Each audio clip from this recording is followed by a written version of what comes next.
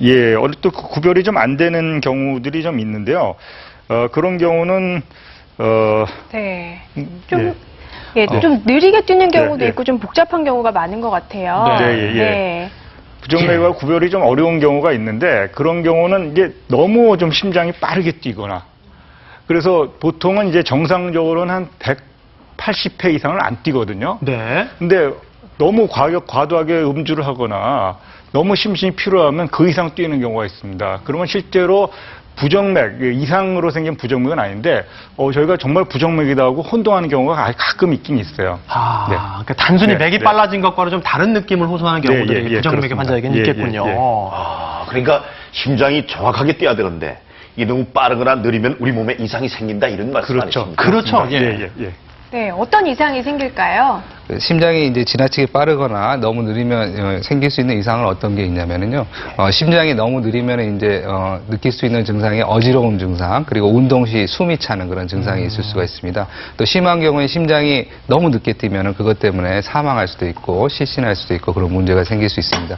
심장이 빠른 것도 똑같이 문제가 생길 수가 있는데 두근거리는 그런 느낌 이외에도 심장이 너무 빠르면은 정상적인 이런 수축이 되지가 않고 이렇게 빨리 뛰게 되면은 그것 때문에 머리에 피가 제대로 가지 않아서 어지럽거나 그 다음에 마찬가지로 실신할 수도 있고요. 그리고 잘 들어보셨겠지만 심장 돌연사라는 그런 위험한 병이 있는데 그런 병의 또 원인이 될 수가 있습니다. 네, 그러니까 혈액의 공급이 잘 안 돼서 생기는 여러 가지 문제점들이 심장 돌연사까지 이어질 수 있다는 말씀이시죠. 그렇습니다. 돌연사 하면 뭐 모두 다 겁이 덜컥 날 텐데. 근데 이 부정맥에 의한 돌연사 위험이 정말 그렇게 큰가요? 우리가 두려워할 정도로?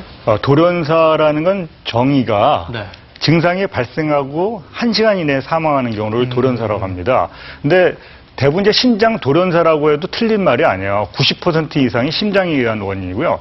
가장 흔한 경우는 이제 급성 심근경색이 생겼다가 순간적으로 혈관이 막혀 있어서 부정맥이 생기거나 막힌 게 순간적으로 이렇게 탁 터지면서 부정맥이 생기는데 나타난 양상이 심실세동으로 나타납니다. 그 경우가 80% 이상 되고요. 근데 그 외에 이제 그 전에 아무런 증상이 없었는데 어떤 유전적 요인으로 맥이 너무 어느 Q 파라고 그러는데 그 부분이 너무 선천적으로 길다거나 굉장히 전기자극이 변동이 이상하게 나타나는 증후군이 있어요.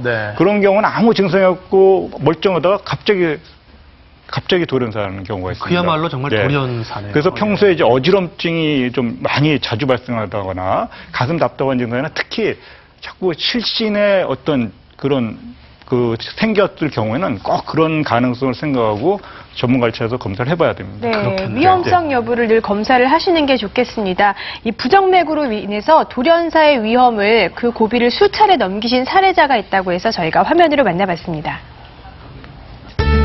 과거 부정맥으로 인해 건강이 악화됐다는 사례자의 집을 찾았습니다. 병원에 보이는 일상.